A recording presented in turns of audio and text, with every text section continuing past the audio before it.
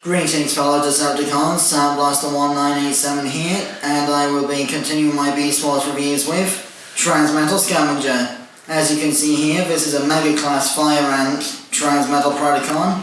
Originally it was supposed to be Inferno, but then because of Inferno shelf warming too much, they changed the name to Scavenger at the last minute.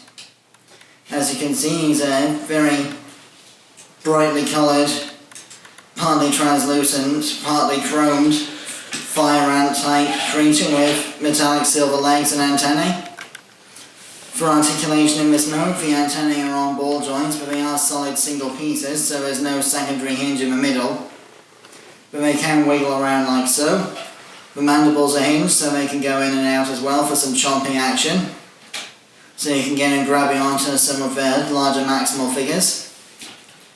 The transformation joints in the ant head also allow him to look up and down a little bit because of the way that the head double hinges backwards for the drill tank mode, which I'll display in a moment. Then each of the ant legs has multiple ball joints and also a middle hinge as well for range of motion. So the front pair of legs have two ball joints and a hinge, as do the middle legs. And the rear legs, although the rear legs are much longer because of the proportions on ants and their legs and such like. For the drill tank mode, a basic class figure such as Quick Strike or Iguanas could probably hold on to these little robot mode helmet horns at the top of the abdomen here. So to get him into drill tank mode, double hinge the ant head back like so, and bring the antennae up like so. Then flip out these wheels from the abdomen like so, and just collapse all the ant legs backwards on themselves to get them out of the way.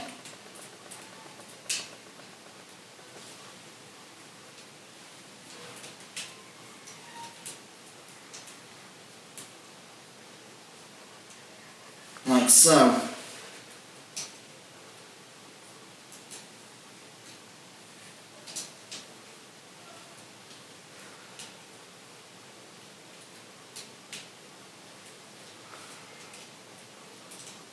Sometimes the antenna can get in the way, but here we have Inferno in drill tank mode.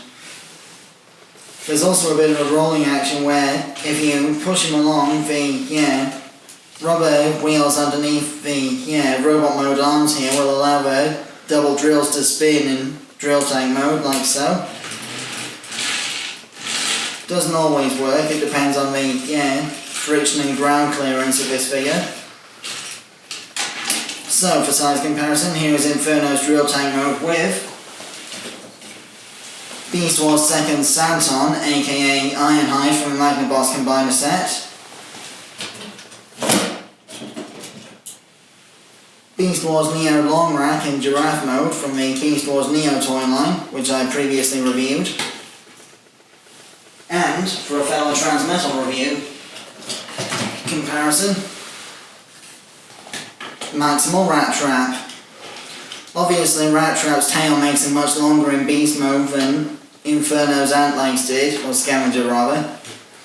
So, without further ado, putting these guys onto one side.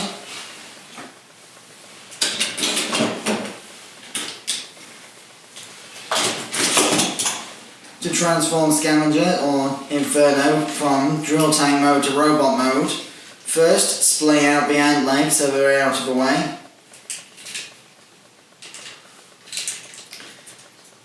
Then, unclasp the chrome upper part of the abdomen shell from the rest of the abdomen like so. Sometimes it pops off because it's only on an open C-clip joint. Don't worry, you can reattach it later. Then, unfold the legs like so. Flip out the feet.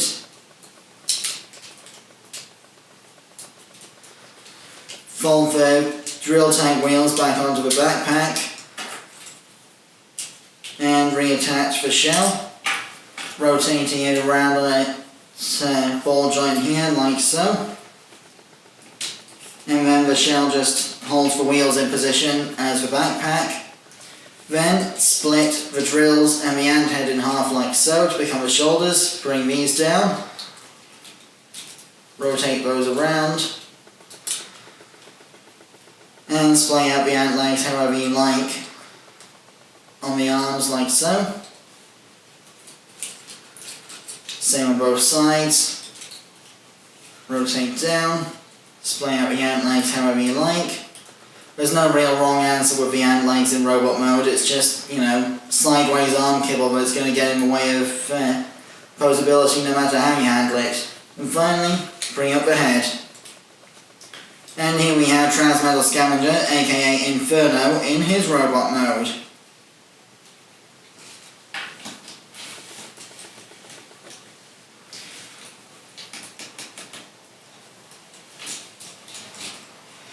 So, for size comparison, and here we have Scavenger with Rattrap and Santon. Just put these two off to one side.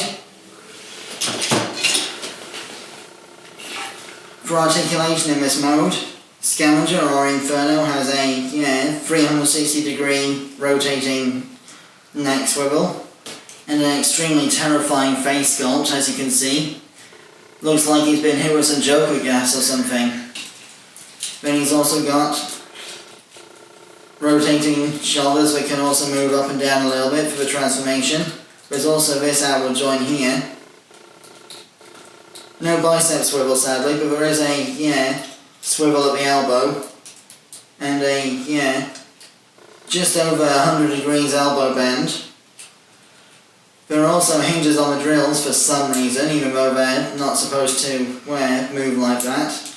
Also, these are made of translucent plastic, so be very careful. Same with the shoulder plates, the outer thigh covers and the ant head halves.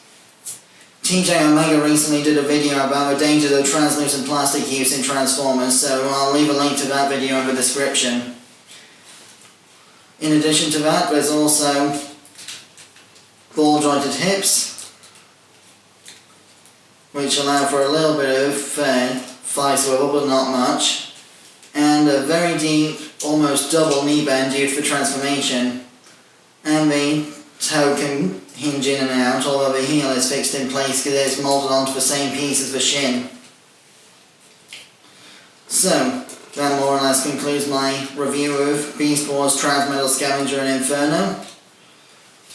Apart from, of course, the fact that you can always pose the ant legs any way you want in this mode, because they're, the same articulation as in ant mode, only, they're arm kibble now instead of actual insect legs. So, that concludes my review. I have been Soundblaster1987. Join me next time when I'll be reviewing Beast Wars 2nd, Santon, the Japanese release of Ironhide from the Magna Boss Combiner. Till then, till all are one.